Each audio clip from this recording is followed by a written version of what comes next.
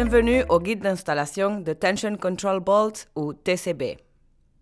Ceci est un assemblage TCB qui se compose d'un boulon, un écrou et une rondelle. Comme vous pouvez observer, un boulon à serrage contrôlé a une tête bombée et un embout cannelé avec une métrique de 12 points intégrée à son installation.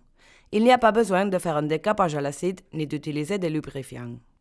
Les rondelles TCB ont un côté chanfreiné et un côté plat. Le côté plat doit être placé contre l'acier et le côté chanfreiné se place contre l'écrou. Les écrous TCB ont une face rondelle et une face marquée qui doit être visible extérieurement. Ce marquage permet l'inspection visuelle par l'ingénieur et vérifie que le boulon approprié a été bien installé dans le joint. À nouveau, évitez d'utiliser de la graisse ou des lubrifiants. Les TCB doivent être installés propres et secs. Simplement, insérez le boulon dans le trou et évitez toute lubrification supplémentaire. L'outil d'installation pour les TCB est une boulonneuse, un outil stupide qui n'a pas besoin d'être calibré. C'est un outil sans choc et il n'y a pas de risque de souffrir la maladie de Raynaud. La boulonneuse peut s'utiliser sans interruption et dû au faible niveau sonore, l'opérateur peut l'utiliser sans porter un casque anti-bruit.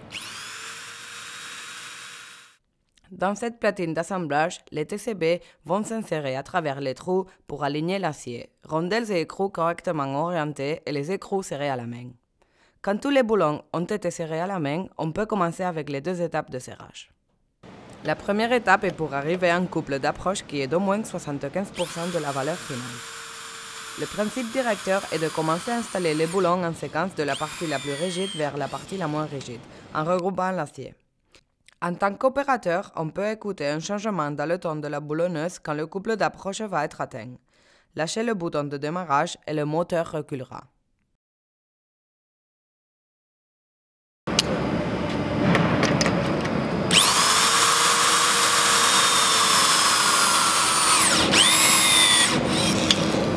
À ce stade, les embouts cannelés sont encore intacts. Étape 1 complétée. L'étape numéro 2 commence quand toutes les superficies sont en contact. La pré-contrainte finale peut être appliquée avec la boulonneuse en utilisant la même séquence initiale. Les embouts cannelés vont être coupés.